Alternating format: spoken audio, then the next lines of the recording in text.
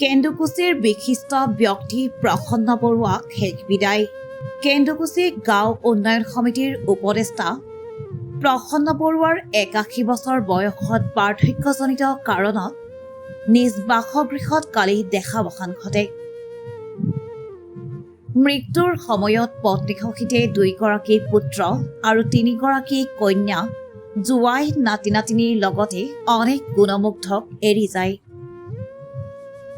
অঞ্চলটোৰ বয়োজ্যেষ্ঠ ব্যক্তিগৰাকী বিভিন্ন সামাজিক অনুষ্ঠানৰ সৈতে জড়িত আছিল।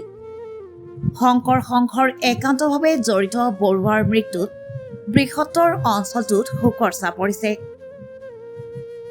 কালি সন্ধিয়াৰ ভাগত তেওঁৰ নশ্বৰ দেহ কেন্দুকুছিৰ ৰাজহুৱা গোসাঁইঘৰ প্ৰাংগণলৈ আনি ৰাজহুৱা শ্ৰদ্ধাঞ্জলি জ্ঞাপন কৰি কেন্দুকুছি গাঁও উন্নয়ন সমিতিৰ সভাপতি তপন ডেকা, কাৰ্যকৰী সভাপতি ৰমেন ডেকা, উপদেষ্টা বিপুল ডেকা, ধনেশ্বৰ বৰুৱা, তাৰিণী ডেকা, নৃপেন ডেকা, কেন্দুকুছি শিৱধামৰ সম্পাদক দিলীপ ডেকা, ঘোগাবিল বাৰগোপাল থান পৰিচালনা সমিতিৰ খনীন্দ্ৰ নাথ, গাঁও প্ৰধান হাৰমায়া বয়েজ বৰুৱা, কেন্দুকুছি মহিলা সমিতিৰ সভানেত্ৰী কমলা ডেকা, সম্পাদিকা দীপ্তি দেৱী, শংকৰ সংঘৰ কেন্দুকুছি প্ৰাথমিক শাখাৰ সভাপতি তাৰণী ডেকা আদিয়ে বৰুৱাৰ শেষ বিদায় জনায়।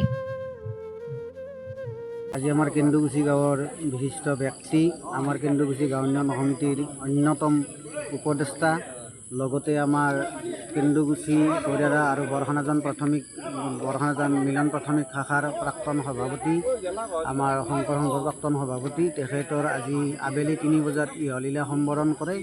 আৰু আমি এতিয়া আমাৰ গাঁও উন্নয়ন সমিতিৰ তৰফৰ পৰা তেখেতক শ্ৰদ্ধাঞ্জলি জনোৱা হ'ল। আমাৰ কেন্দুকুছি বৰিয়াৰা মিলন প্ৰাথমিকৰ পৰা, বৰখানাজান মিলন প্ৰাথমিকৰ পৰা তেখেতক শ্ৰদ্ধাঞ্জলি জনোৱা হ'ল। গতিকে আমি এতিয়া সমূহ ৰাইজে ইয়াত তেখেতক দাহন কাৰ্যসূচী কৰিবলৈ আহিছোঁ। আমাৰ কেন্দুকুছি গাঁৱৰ বাবে আজি খুব দুখৰ বিষয়।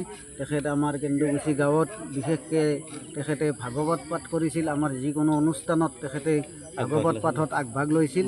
গতিকে এতিয়াৰ পৰা আমি একজন আমাৰ কেন্দুকুছি গাঁৱৰ বিশিষ্ট ব্যক্তিক হেৰুৱালোঁ। অন্ততঃ আমাৰ বাবে যে ভাগৱত পাঠ কৰাৰ কাৰণে আমি আৰু তেখেতক ভাগৱত পাঠ আৰু শুনিব নাপাম।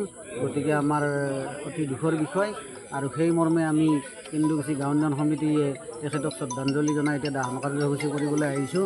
আৰু আমাৰ কেন্দুকুছি গাঁও উন্নয়ন সমিতিৰ এটা পৰম্পৰা আছে, আমাৰ যিকোনো ব্যক্তিৰ মৃত্যু হ'লে আমাৰ ৰাজহুৱাভাৱে শ্ৰদ্ধাঞ্জলি জনোৱা হয়। আৰু লগতে সন্ধিয়া আমি প্ৰতি ঘৰ মানুহে পদূলিত বেছিকৈ বন্তি জ্বলাই সেই মৃতকৰ ওপৰত আমি শ্ৰদ্ধা জনোৱা হয়।